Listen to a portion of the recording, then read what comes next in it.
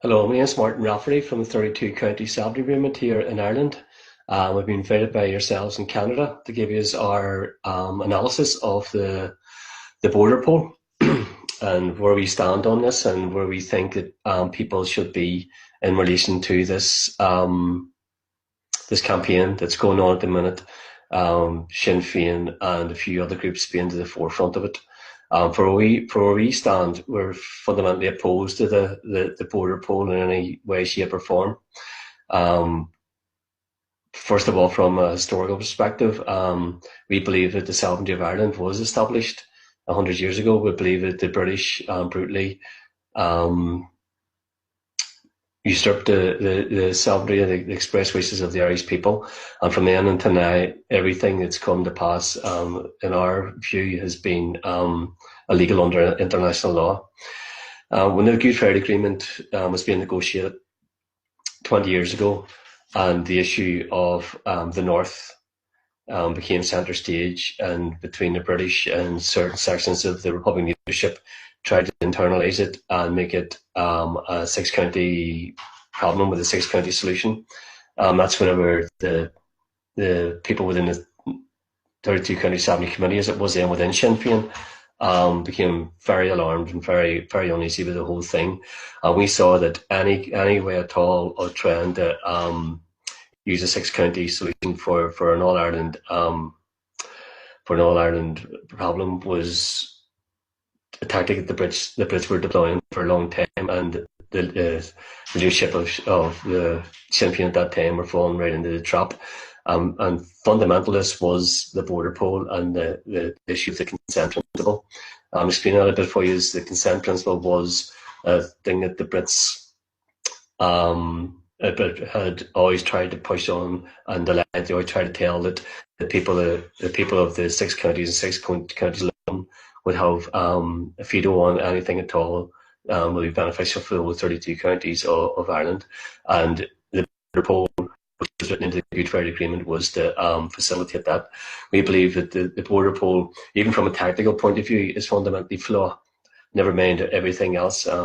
We believe that anybody embarking on this campaign is going into a situation that some people might have envisaged and predicted, and some people mightn't realise that the border poll has a thing called a triple lock mechanism in it, and I'll just explain that to you.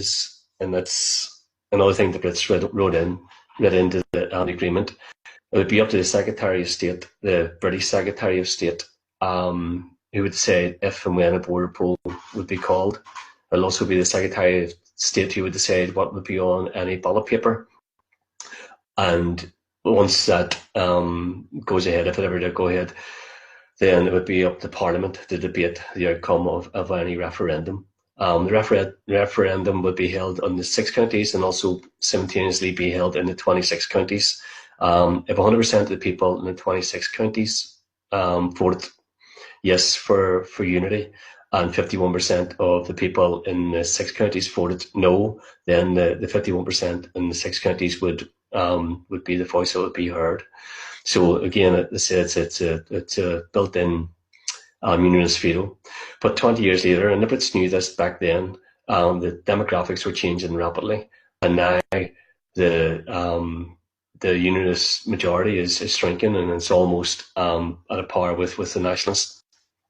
So that is why the British then read into the agreement that they and they alone would decide what would be on the ballot paper. So what people could be voting for, yes, they could be voting for United Ireland, but we had United Ireland pre-1922. We had United Ireland under British rule. And what we believe is that the British would have it in such a way that either the question would be loaded, maybe United Ireland under British Dominion, or United Ireland rejoining the Commonwealth, or whatever else. And you have a scenario where you could have Fine Gael, who's commonly known as the Blue Shirts. The Blue Shirts were fascists from Ireland who went over to fight with Franco in the Spanish Revolution. And so that's the origins of Fine Gael. You could have Fine Gael in coalition with the DUP and the 32 county United Ireland, but under some kind of a British dominion. That's what the result of this could be. If there was a majority in the six counties for a United Ireland, then it would go to Westminster. That's the third part of the triple act mechanism. It would be then up to Westminster to decide what to do with that vote. So automatically, if there was a majority wishing for reunification, that doesn't guarantee that would happen. It would be the British Parliament who would debate what to do next, if they would give unity and under what terms they would give it. So even from a practical point of view, never mind from everything else, never mind that the cornerstone of any Republican thinking is that our sovereignty was established and it was usurped by the British under force. This tactic, we believe, is fundamentally flawed, because if anyone at all embarks on the border poll, then they have to accept the British interpretation of the six counties being sovereign within Britain. So some people are saying that yes, they would go and they would tell people to vote yes in the border poll, but they wouldn't be recognising the border poll, which is a farcical situation. You know, if you listen to some of the debates that are going on, none of them are talking about what kind of United Ireland. None are talking about self-determination or sovereignty.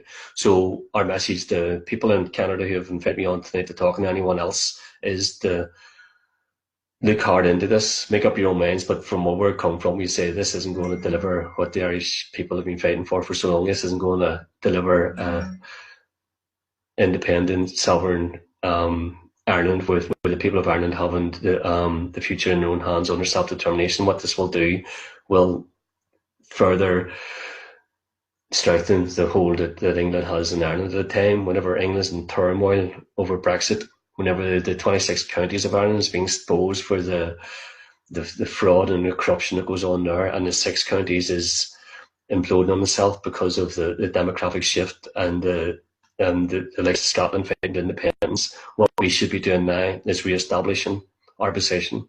We have lodged a challenge in the UN to the Good Friday Agreement and everything about it under international law, a legal challenge to appeal for people to read that document and get in behind that.